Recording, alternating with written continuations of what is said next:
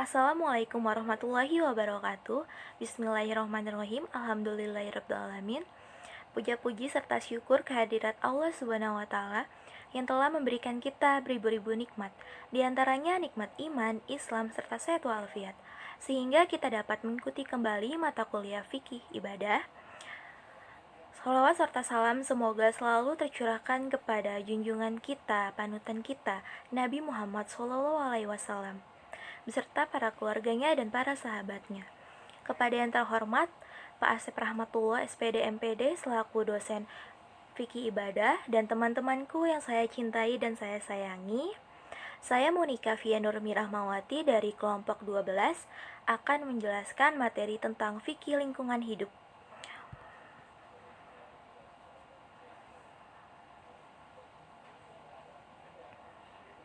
Yang pertama di sini akan dijelaskan mulai dari pengertiannya, konsep dasar fikih lingkungan, prinsip-prinsipnya, dan pelestarian lingkungannya.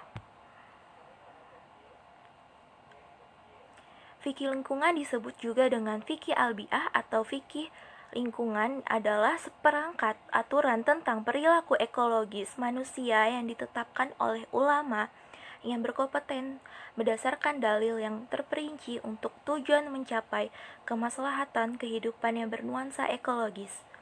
Fikih lingkungan cenderung pada tatanan yang mengatur kehidupan manusia dengan alam semesta, baik dalam hal pemanfaatan dan juga pelestariannya.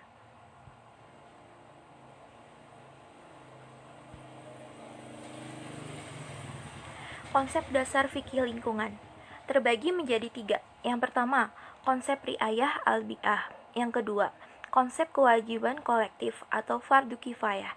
Dan yang ketiga, kewajiban ekologis.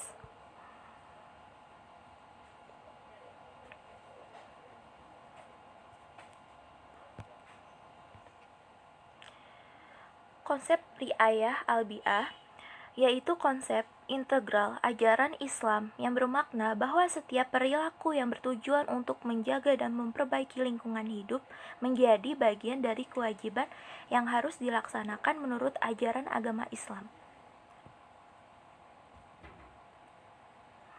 Lalu kewajiban kolektif. Kewajiban kolektif memiliki makna suatu proyek yang hanya dapat dituntaskan secara bersama dengan melibatkan banyak stakeholder. Keterlibatan banyak pihak itu mengharuskan upaya-upaya yang melibatkan interkoneksitas lembaga. Dengan demikian, penanganan problem lingkungan hidup mengharuskan ijtihad dan mujahadah semua pihak, terutama ulama, pemerintah, dan masyarakat. Kewajiban ekologis, komponen menjaga kelestarian keanekaragaman hayati. Kewajiban menjaga kelestarian keanekaragaman hayati bermakna kewajiban menjaga kelestarian makhluk Tuhan. Diharamkan melakukan eksploitasi yang menyebabkan sumber-sumber hayati menjadi hilang. Oleh karenanya, setiap perilaku yang mengancam teraniaya makhluk Tuhan sangat dilarang, diharamkan. Kewajiban pemanfaatan sumber daya alam dan lingkungan secara lestari bermakna kewajiban melakukan pelestarian terhadap setiap komponen-komponen lingkungan. Implementasi menjaga kelestarian hayati. 1. Menjaga hutan. 2. Menanam pohon, tidak menebang pohon secara liar, menjaga hak-hak setiap binatang. 3. Prinsip dasar fikih lingkungan. 1. Perlindungan jiwa raga, hifz al-nafs. 2. Kebutuhan akan produksi dan konsumsi harus seimbang.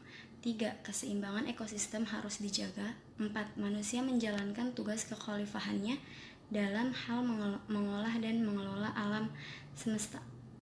Perlindungan jiwa raga atau hifz al-nafs. Dalam pandangan fikih lingkungan, setiap jiwa dan raga makhluk hidup adalah hal yang mulia. Oleh sebab itu, perlu adanya penjagaan dan perlindungan yang senantiasa dijalankan pada setiap makhluk hidup, manusia, hewan, dan tumbuhan, tanpa memandang status derajatnya. Kebutuhan akan produksi dan konsumsi harus seimbang. Fikih lingkungan mengatur tatanan kebutuhan manusia dalam hal memproduksi atau mengkonsumsi sesuatu harus sesuai dengan kadar kemampuan manusia untuk mencukupi kebutuhan tersebut. Hal ini didasarkan pada larangan manusia untuk berlebihan dalam segala hal. Tugas manusia untuk mengelola dan melestarikan alam tidak luput dari peran serta manusia dalam menjaga keseimbangan ekosistem. Jika ekosistem terjaga dengan baik, maka manusia akan hidup dengan kecukupan yang untuk memenuhi kebutuhan manusia tersebut. Manusia menjalankan tugas kekhalifahannya di muka bumi ini. Dari kesekian penjelasan tentang prinsip dasar fikih lingkungan, semua berkaitan dengan tugas manusia sebagai khalifah di muka bumi ini. Dalilnya Al-Quran, Al-Baqarah ayat 30, wa idh qala rabbuka lil malaikati inni ja'ilun fil ardi khalifah. Sebab manusia yang mempunyai akal pikiran yang dapat digunakan untuk mengolah dan mensistemkan alam semesta ini. Kemudian dalam pelestarian lingkungan kita dapat menanam pohon dan tumbuhan, menjaga kestabilan atmosfer, menjaga siklus hidrogen, kemudian memelihara dan melindungi binatang, hewan maupun tumbuh-tumbuhan. Menjaga siklus hidrogen, air sangat diperlukan oleh makhluk hidup untuk kelangsungan hidupnya di dunia. Maka baik manusia, baik hewan ataupun tumbuhan, semuanya memerlukan yang namanya air. Maka dari itu ada sebuah riwayat perkataan yaitu al-ma'u asasun najah, air itu ada al-ma'u asasul hayah, air itu adalah sumber daripada kehidupan, karena air sangat dibutuhkan bagi semua makhluk di muka bumi ini. Pada siklus hidrologi, air menguap dari laut, kemudian mengembung ke atas, disimpan oleh awan, kemudian setelah banyak turunlah namanya hujan. Dari hujan itu kemudian mengalir melalui sungai dan kembali lagi kepada laut. Itulah siklus kehidupan air, dimana ia dari laut kemudian ke awan, turun hujan hingga ke sungai sampai ke laut lagi. Kemudian Allah berfirman dalam surah Al-An'am ayat 99, A'udzubillahi minasyaitonirrajim. Bismillahirrahmanirrahim. Huwallazi anzala minas sama'i ma'an fa'akhraja bihi nabata kulli syai' fa'akhraja minhu khadiran nukhriju minhu habban mutarakiba wa minan nakhli min tala'iha kinwanun daniyatun wa jannatin min a'nab wa zaitun wa rumman wa mustabiha wa ghayr mutasyabih unzuru ila thamarihi idza athmara wa yan'i inna fi dzalikum laayatil liqaumin yu'minun, yang artinya dan dialah Allah yang menurunkan air di langit, lalu kami tumbuhan dengan air itu segala macam-macam tumbuhan, maka kami keluarkan dari tumbuhan itu tanaman yang menghijau. Kami keluarkan tanaman yang menghijau itu dari butir yang banyak, dan dari mayang kurma mengular terangkai-angkai yang menjulai dari kebun-kebun anggur, zaitun dan delima dan serupa yang tidak serupa. Perhatikanlah, kata Allah, buahnya pada waktu berbuah akan menjadi masak atau matang. Sungguh pada demikian itu adalah tanda-tanda kekuasaan Allah. Jadi turun hujan itu, ketika turun ke muka bumi, itu menghidupkan yang namanya tumbuh-tumbuhan, yang namanya buah-buahan, yang namanya sayur-sayuran. Untuk apa?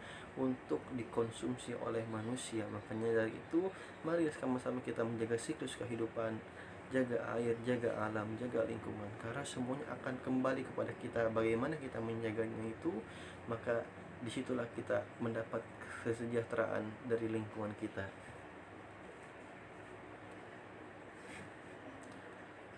Kemudian menjaga kestabilan atmosfer. Berulang kali Al-Quran mengingatkan akan pentingnya langit. Tidak kurang dari 300 kali kata langit diulang di kata-kata Al-Quran dalam berbagai surat dan ayat. Langit merupakan komponen yang penting dalam menjaga hidup dan kehidupan. Tentang berlangsung di dalamnya ada angin, ada awan, ada hujan, dan tentang kehidupan ada planet dan lain-lainnya akan berlangsung terus-menerus. Makanya dalam sebuah buku sains, yaitu Ciptaan Al-Quran, disebutkan bahwasanya Al-Quran, as-sama atau langit dan bumi diciptakan 7 lapis. Di antara langit ada 7 lapis, kemudian bumi ada 7 lapis. Itulah tanda-tanda daripada kekuasaan Allah Subhanahu wa taala. Kemudian ada hadis dari Nabi Muhammad SAW yang diriwayatkan daripada Abu Hurairah. Rasulullah SAW berkata, suatu ketika seorang laki-laki tengah berjalan di suatu jalan, tiba-tiba terasa olehnya kehausan yang amat sangat. Maka turunlah ia ke dalam suatu sumur lalu minum. Sesudah itu ia keluar dari sumur. Tiba-tiba ia melihat seekor anjing yang dalam keadaan haus pula sedang menjilat tanah. Ketika itu orang tersebut berkata pada dirinya, "Demi Allah, anjing ini telah menderita seperti apa yang ia alami." Kemudian ia pun turun ke sumur, kemudian mengisikan air ke dalam sepatunya. Sepatunya itu digigitnya. Setelah ia naik ke atas, ia pun segera memberi minum kepada anjing yang tengah dalam kehausan. Itu lantaran demikian Tuhan Allah mensyukuri dan mengampuni dosanya. Setelah Nabi Muhammad SAW menjelaskan hal ini, para sahabat bertanya, "Ya Rasulullah, apakah kami memperoleh pahala dalam memberikan makanan minuman kepada hewan-hewan kami?" Maka Rasulullah SAW menjawab, tiap-tiap manfaat yang diberikan kepada hewan hidup, Allah memberikan pahala. Jadi diantaranya inilah kesinambungan di antara manusia dan hewan, saling membantu, saling menjaga untuk melestarikan alam. Jika alam kita telah lestari, maka Allah memberikan kita banyak kesejahteraan, banyak makanan yang berlimpah dari nabatat al-ardi, yang tumbuh-tumbuhan karena disirami oleh hujan maupun lain-lainnya. Nah, kemudian hadis di samping memberikan ketegasan betapa Islam sangat peduli akan keselamatan dan perlindungan hewan. Bahkan disebutkan bahwa bagi yang menolong hewan sekalipun memperoleh 3 imbalan, yaitu pertama, Allah berterima kasih kepadanya, kemudian Allah mengampuni dosa-dosanya, kemudian Allah memberikan imbalan pahala kepadanya. Di samping sebagai pencipta, Allah adalah penguasa terhadap seluruh makhluk, termasuk binatang, hewan, dan lain-lainnya. Nah, mungkin itu saja dari kelompok saya, kurang lebihnya mohon maaf. Syukran jazilan ala kulli ihtimam. Wal afu minkum. Wassalamualaikum warahmatullahi wabarakatuh.